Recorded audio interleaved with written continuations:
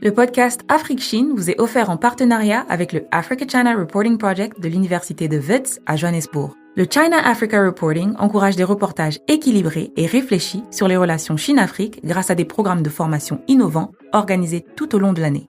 Pour plus d'informations, allez sur le site www.africachinareporting.com.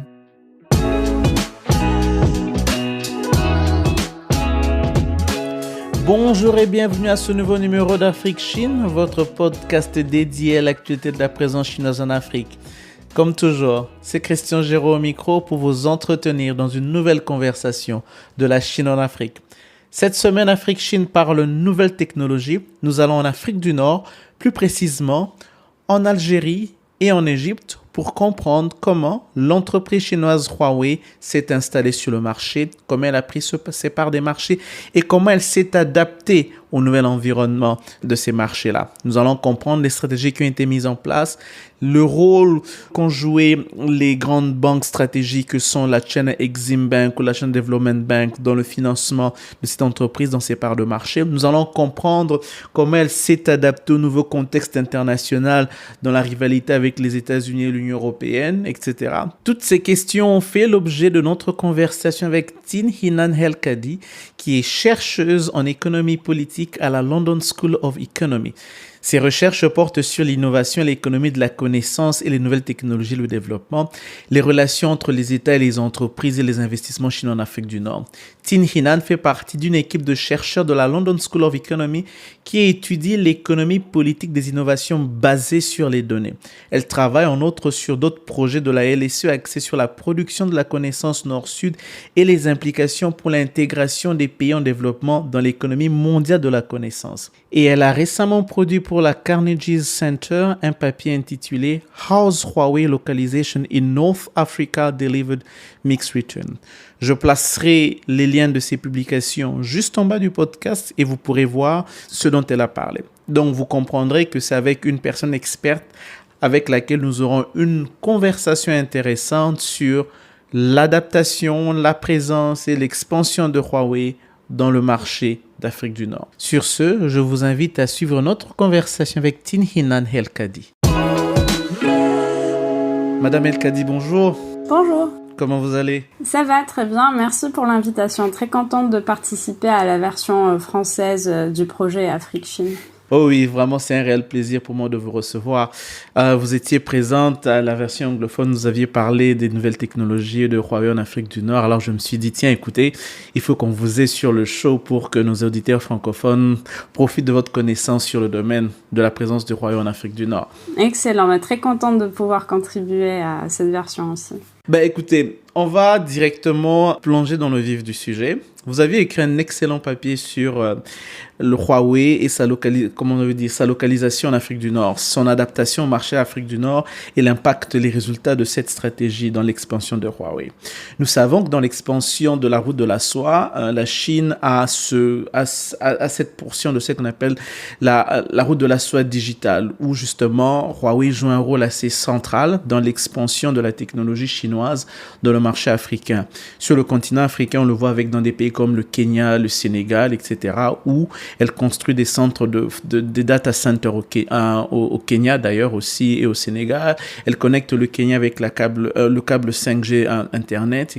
Donc, on voit cette présence-là. En Afrique du Nord, quelle est la situation de Huawei dans ce secteur-là? Donc, l'Afrique du Nord, de par sa position stratégique, du fait c'est une région qui connecte un peu les trois continents à travers le canal de Suez, donc l'Asie, l'Afrique et l'Europe. C'est une région qui est stratégique pour les investissements chinois, notamment dans le cadre de la route de la soie et de la route de la soie numérique. Et donc, on a vu ces dernières années pas mal d'investissements chinois dans la région, dans le cadre des routes de la soie numérique. Donc, on a vu par exemple au Maroc la création d'une ville intelligente, Smart City, à Tanger. C'est Tanger Tech City qui est principalement construite par des entreprises chinoises. Il y a la construction de data centers dans tous les pays d'Afrique du Nord. Le rôle que Huawei a joué par exemple dans l'installation de la 3G puis de la 4G dans les pays pays nord-africains était significatif. Et là, on s'attend à ce que Huawei joue un rôle important aussi dans le passage, le upgrade vers la 5G.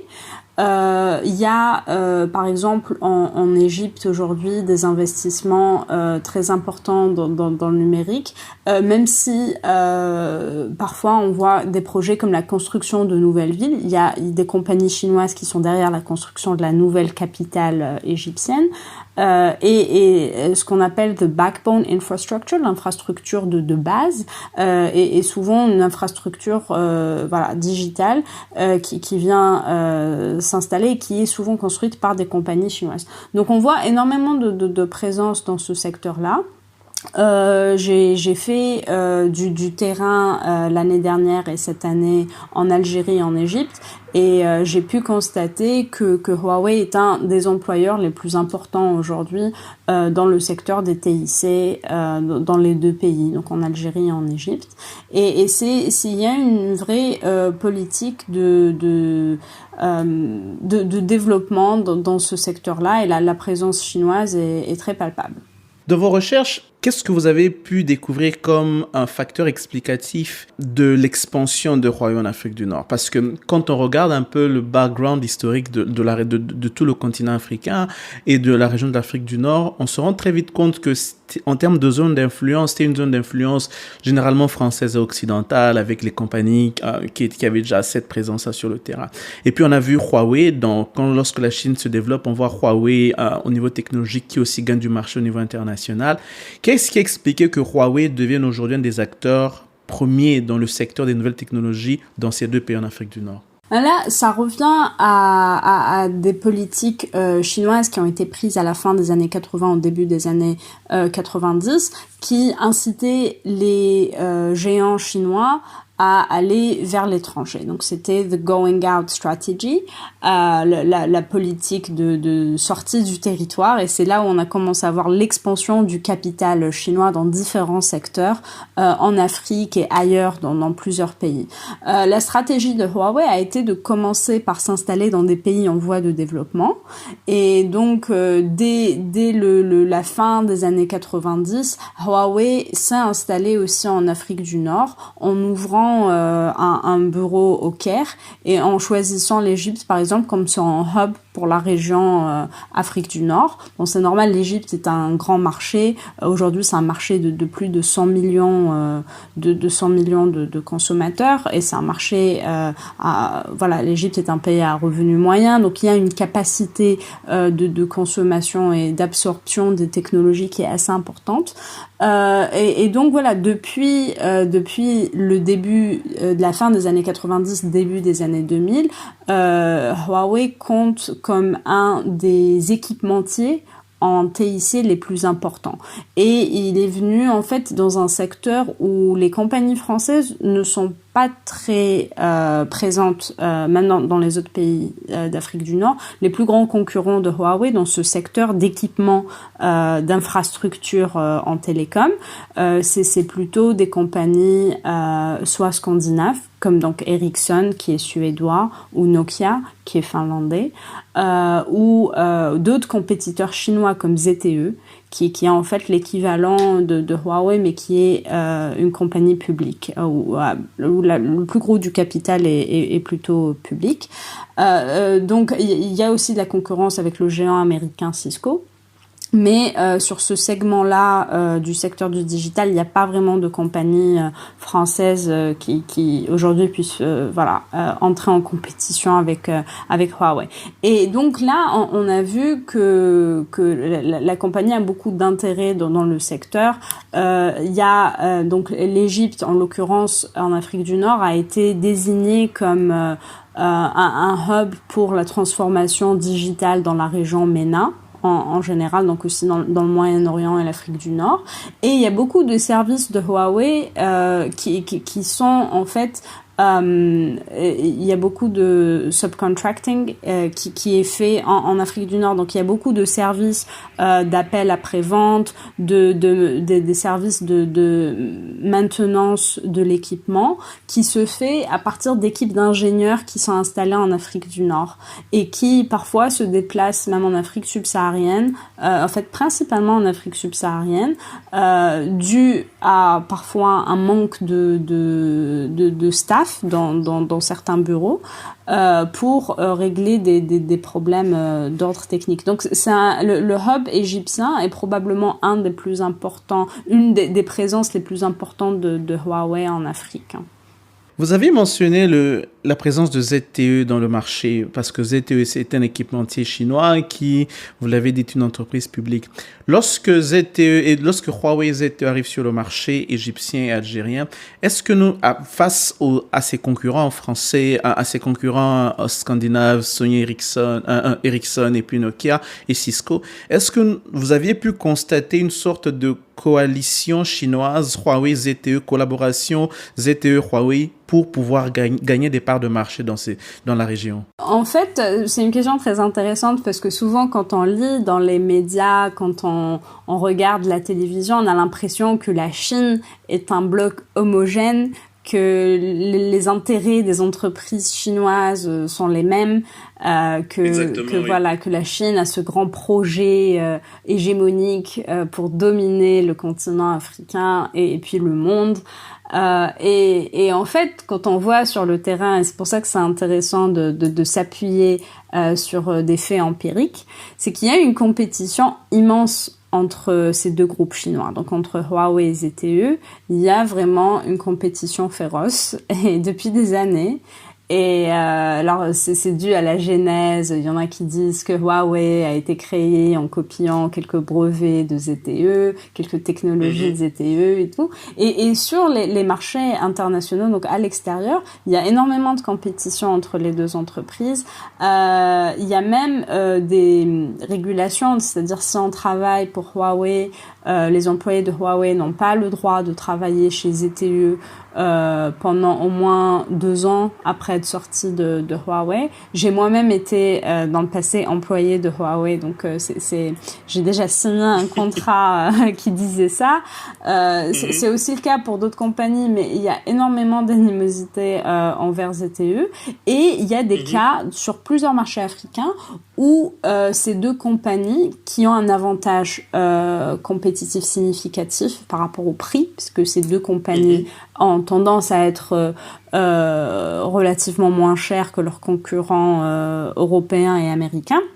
Et en fait, il y a eu des guerres de prix entre les deux, que ce soit au Kenya, que ce soit au Nigeria et ailleurs sur d'autres marchés africains, où quand il y a des appels d'offres, si ZTE a une idée à peu près de l'offre que Huawei va soumettre au gouvernement, ZTE va par exemple casser les prix et aller 10 à 20% moins cher pour pouvoir capturer le marché. Donc il y a énormément de compétition entre les deux et c'est important de comprendre ça et de ne pas conceptualiser la Chine comme un groupe homogène. Un bloc homogène, voilà. Déjà, lorsque vous parlez de comment ZTE essaie de casser le prix de Huawei lorsqu'il y a un appel d'offres, je n'imagine même pas à quel point ils sont moins chers parce que déjà Huawei est, je crois, quand on lit votre rapport, on se rend compte que Huawei est 20 à 30% moins cher que ses compétiteurs. Lorsque ZTE vient encore proposer des prix en deçà de Huawei, il n'y a pas photo, en fait, quoi. ZTE casse le prix du marché et la concurrence, elle est féroce.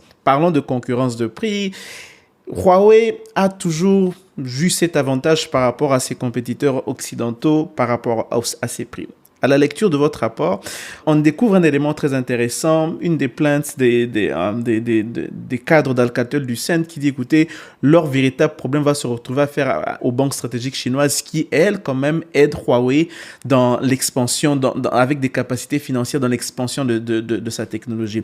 Quel est le rôle qu'ont joué les banques stratégiques chinoises que sont China Exim Bank et la Banque de développement de Chine dans l'expansion de Huawei en Afrique du Nord? Elles ont certainement joué un rôle central. Donc je reviens à ce que je disais dans la stratégie expansionniste de la Chine au tournant du XXIe siècle, donc avec aussi le fait que la Chine ait rejoint WTO, donc l'OMC, c'est ça.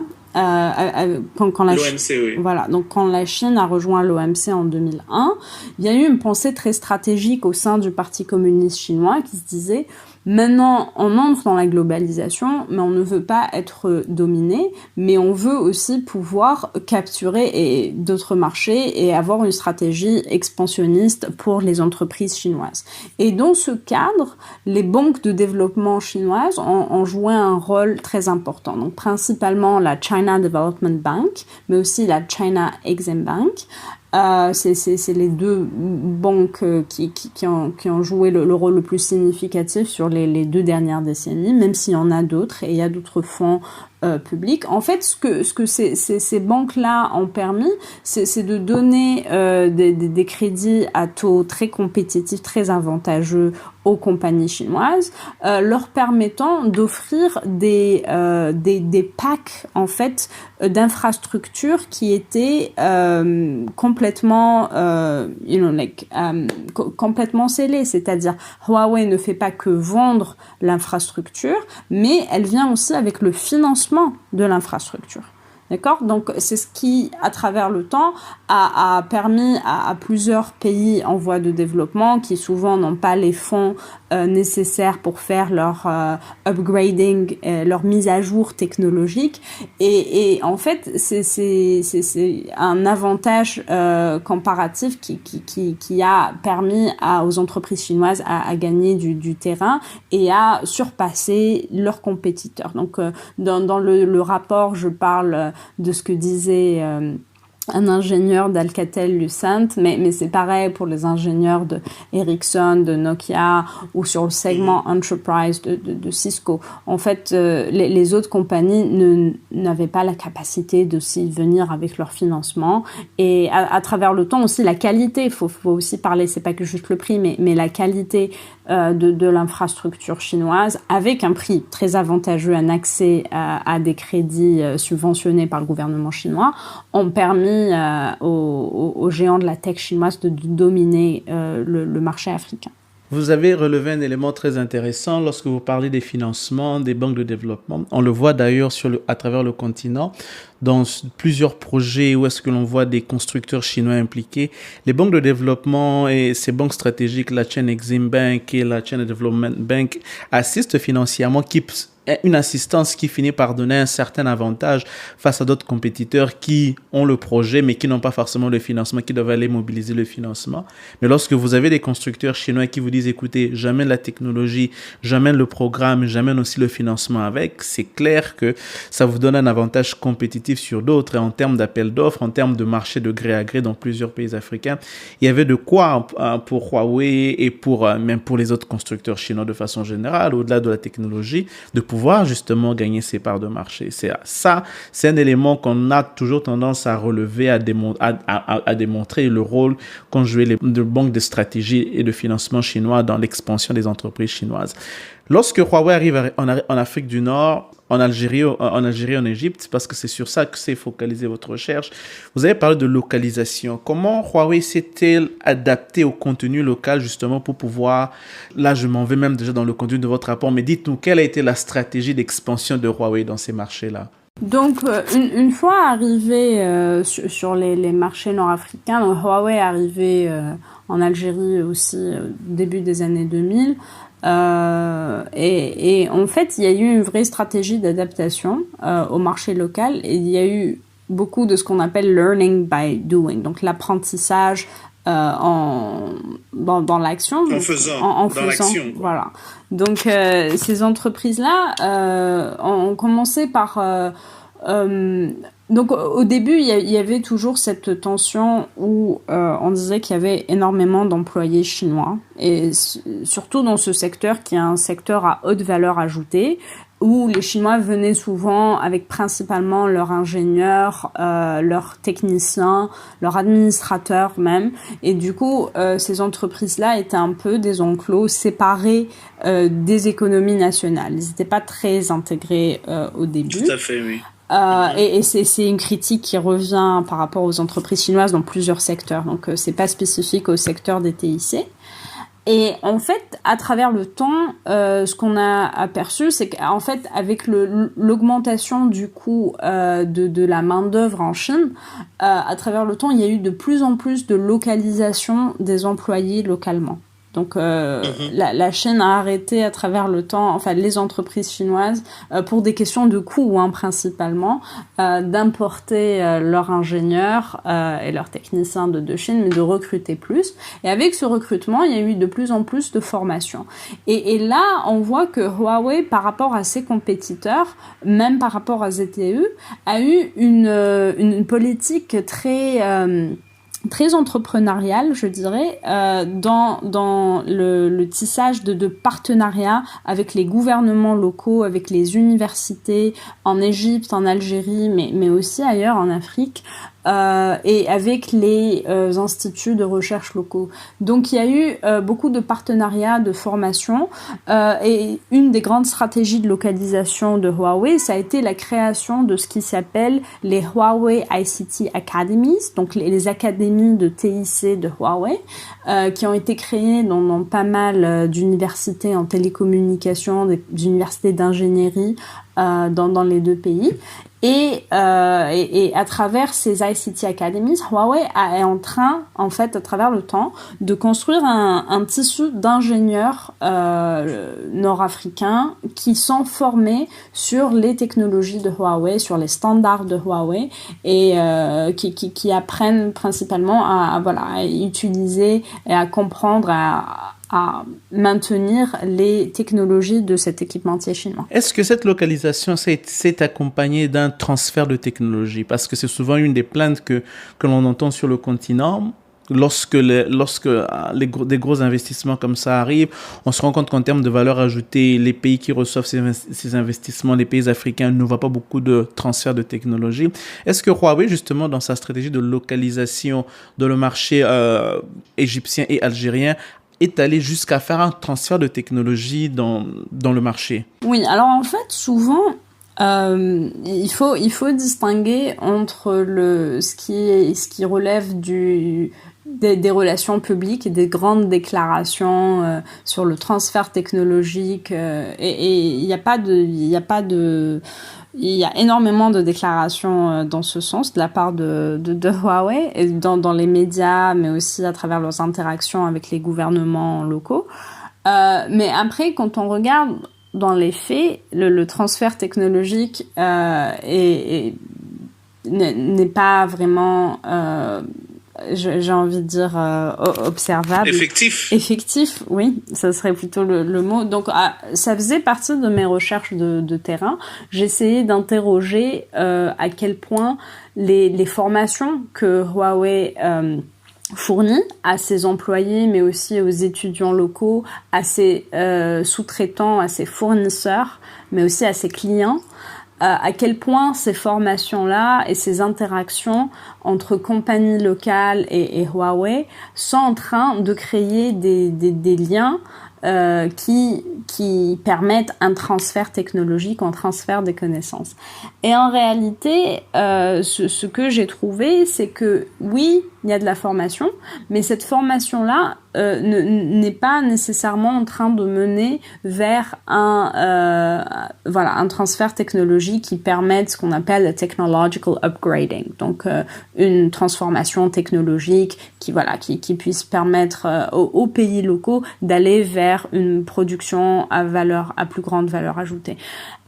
Et donc, ce qu'on observe, c'est que c'est surtout des formations qui permettent à Huawei de construire un écosystème autour duquel il y a des ingénieurs qui sont experts dans l'utilisation des technologies de Huawei. Chez Huawei. Voilà. Donc, c'est cet exercice-là qui est en train de se faire. Et je crois que l'un des exemples les plus significatifs quand on parle de la route de la soie numérique et des investissements chinois et de la question du transfert technologique, c'est l'usine de montage de téléphones Huawei en Algérie. Donc c'était la première usine que Huawei établit sur le continent africain pour produire des téléphones mobiles. Et en fait, donc c'était ce grand projet. On parlait de transformation, il s'agit du secteur manufacturier et puis de production de biens à haute valeur ajoutée.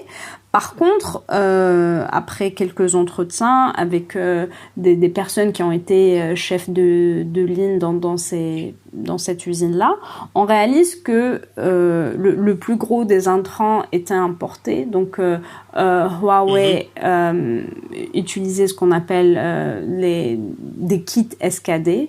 Donc, c'est des kits pratiquement complets, mais qui sont démontés de cette technologie-là. Et puis, il y avait ce qui se faisait localement, c'était vraiment les dernières étapes du processus de montage.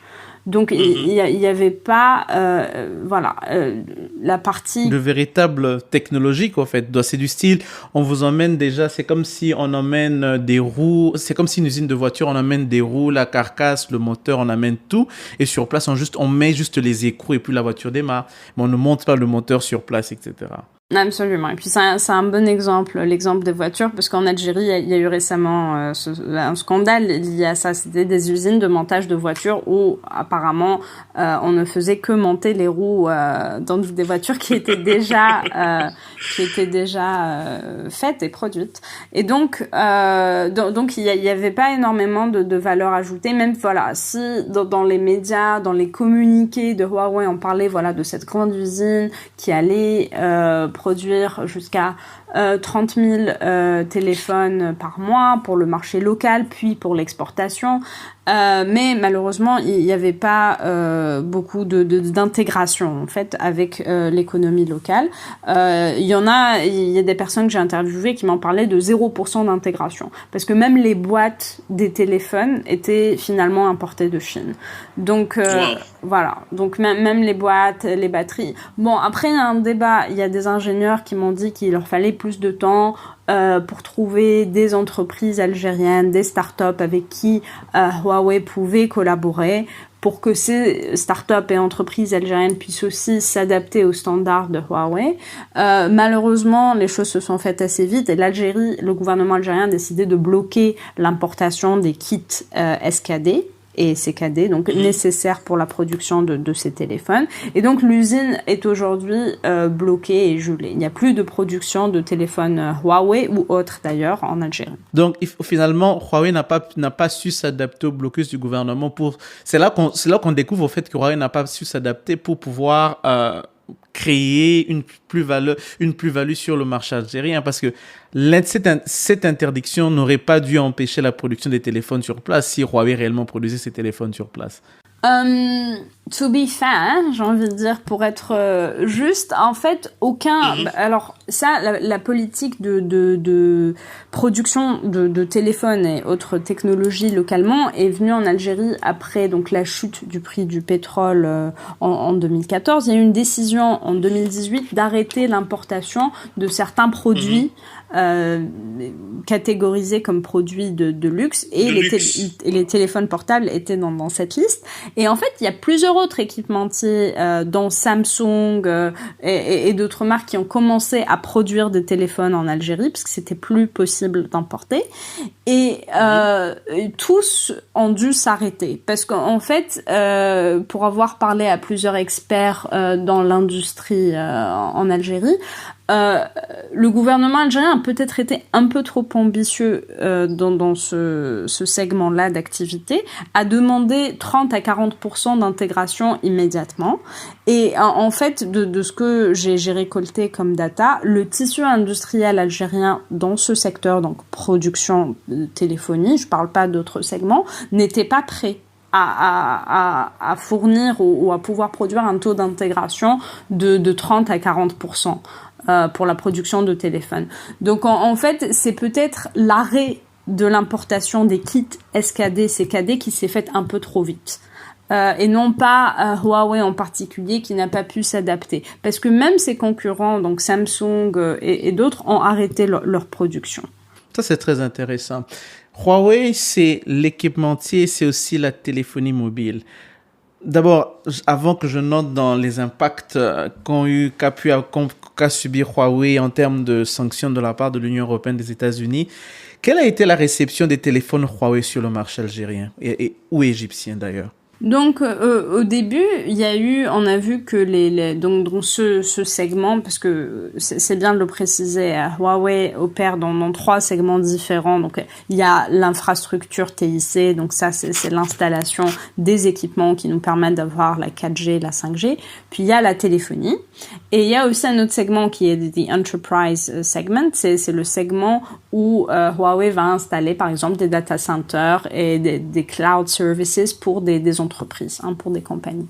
Donc dans ce segment device, au début Huawei a eu beaucoup de succès et en Algérie on a même de la data qui dit que pendant quelques années Huawei était deuxième après Samsung, pardon. Donc Huawei était deuxième après Samsung.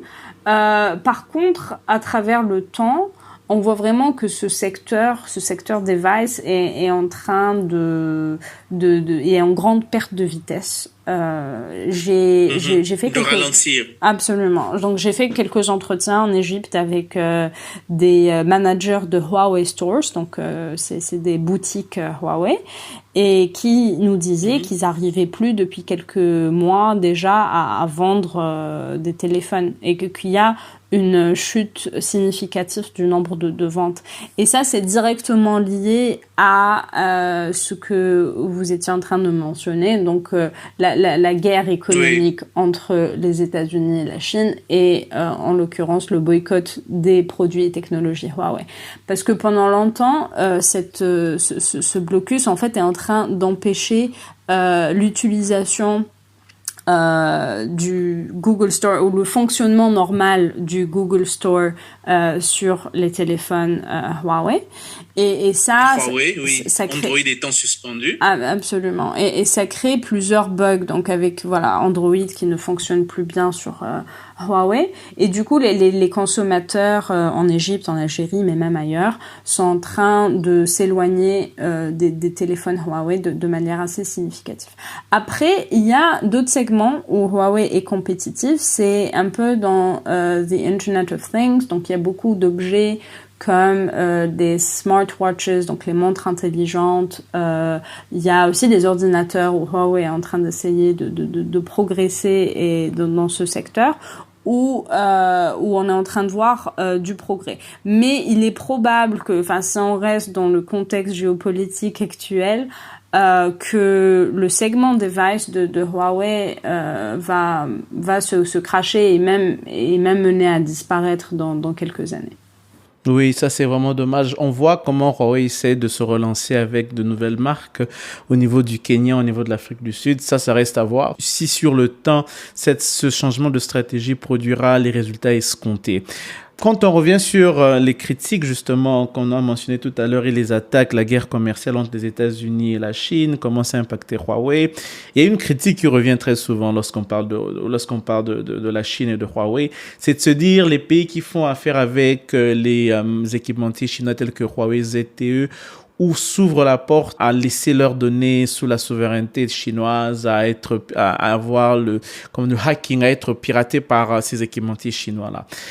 Est-ce que ces craintes qui ont été exprimées, surtout lorsqu'on connaît comment l'Égypte est un pays assez proche des États-Unis, est un allié américain, et lorsqu'on connaît que l'Algérie aussi a des bonnes relations avec la France, l'Union européenne, etc., est-ce que ces craintes exprimées par l'Union européenne et par les États-Unis vis-à-vis des compagnies chinoises comme Huawei ont-elles eu des impacts sur les parts de marché, sur l'intégration de Huawei dans ces marchés-là? Alors, je ne pense pas que ça ait eu un impact sur les parts de marché, parce que souvent, c'est des décisions économiques et stratégiques très importantes. Et en fait, quand on voit sur le terrain, on n'a pas de preuves empiriques que les Chinois, par exemple, espionnent plus que les Américains ou que les Européens. Donc, en fait, jusqu'aujourd'hui, le plus grand scandale planétaire d'espionnage qui a été rapporté et qui est sourcé, c'est celui de la NSA, que voilà, Edward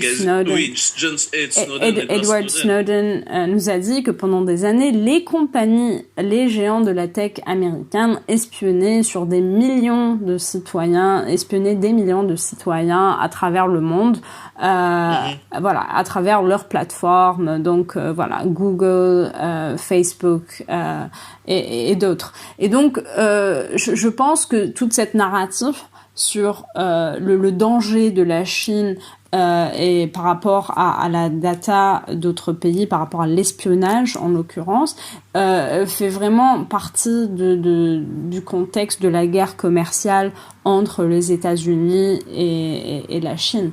Donc en fait, c'est un peu utilisé pour voilà, pour essayer de décourager les comment on appelle ça, les décideurs africains de faire affaire avec Huawei. Absolument.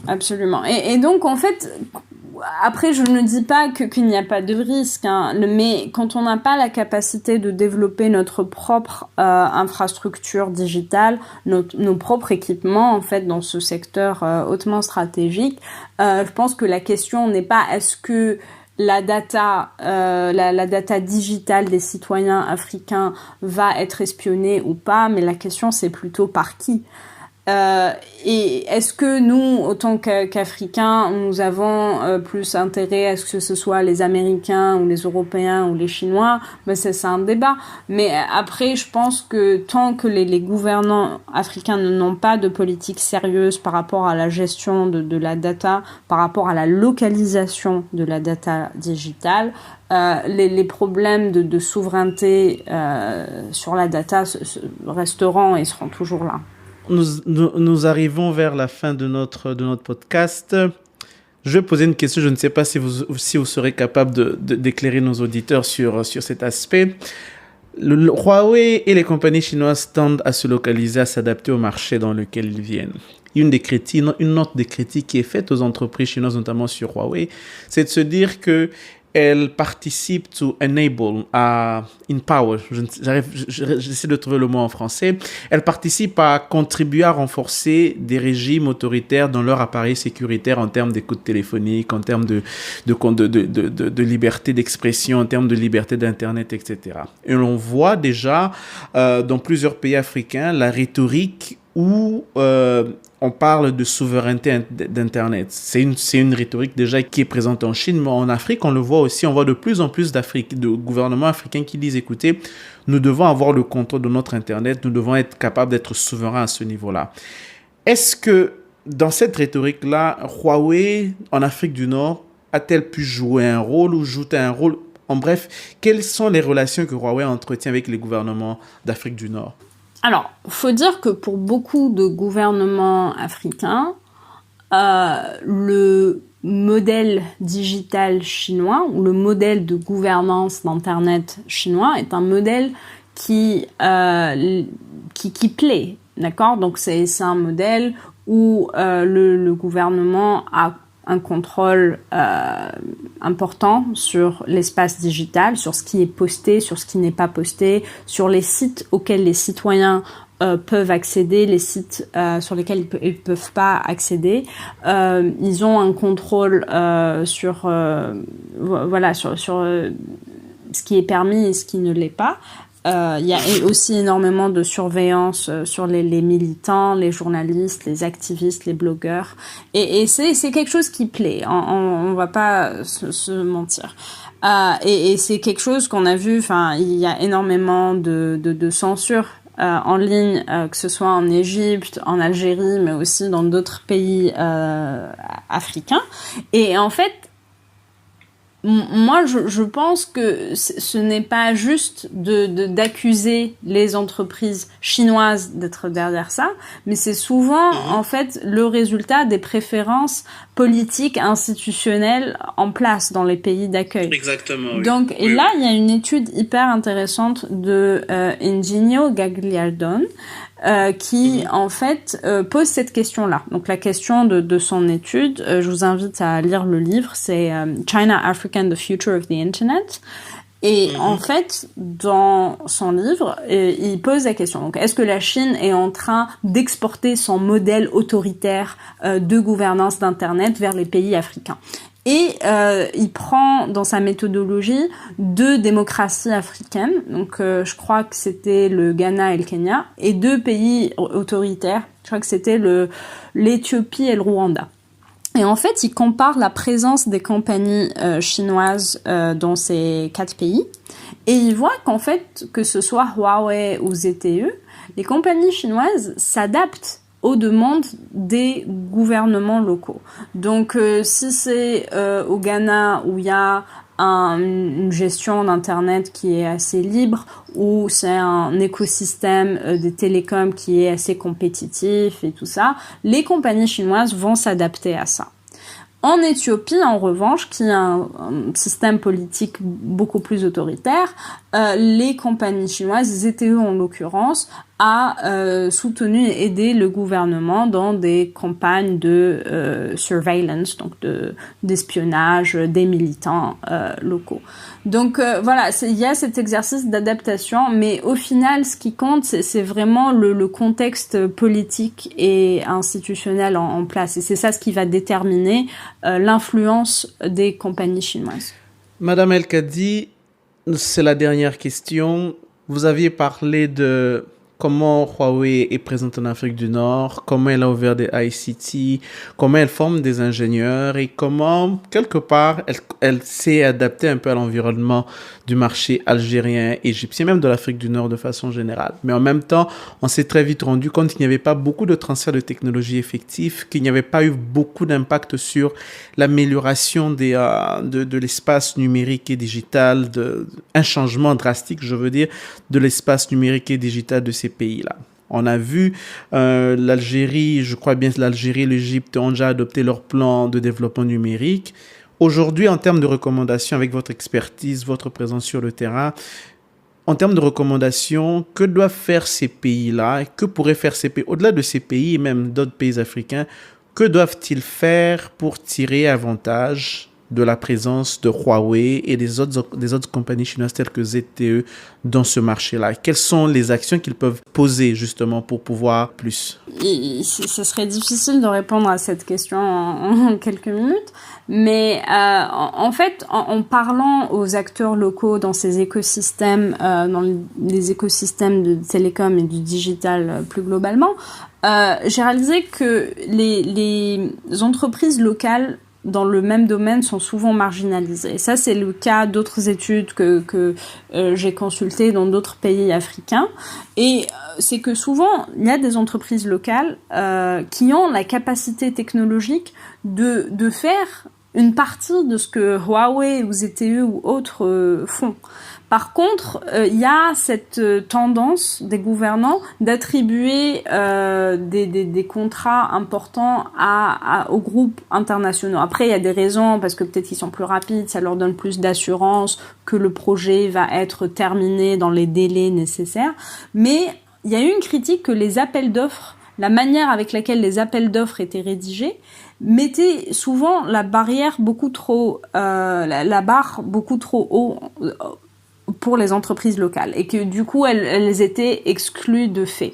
Et je pense que c'est important, et ça c'est en fait quelque chose que la Chine a elle-même fait, d'inclure, de créer des appels d'offres qui forcent ces géants de la tech, donc Huawei et autres, à collaborer avec les entreprises locales. Donc il y a par exemple des systèmes de joint bidding qui force un peu la compagnie étrangère à venir soumissionner en collaboration avec quelques entreprises ou start-up locales. Donc ça pourrait vraiment être un mécanisme qui aiderait le transfert technologique et qui permettrait plus de collaboration et d'échange entre ces grandes multinationales de la tech et les compagnies locales.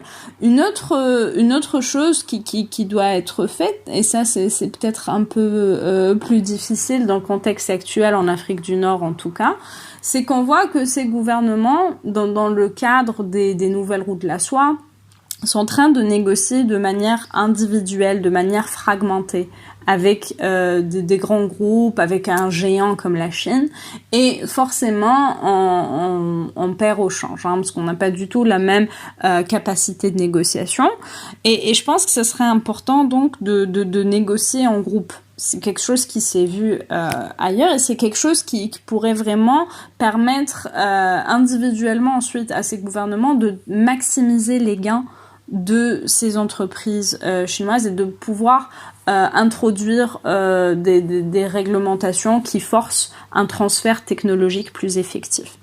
Donc je pense que c'est important même à l'échelle, pas juste en Afrique du Nord, mais aussi à l'échelle continentale. Il y a quelques initiatives qui vont dans ce sens, mais pour le moment, rien n'est vraiment opérationnel.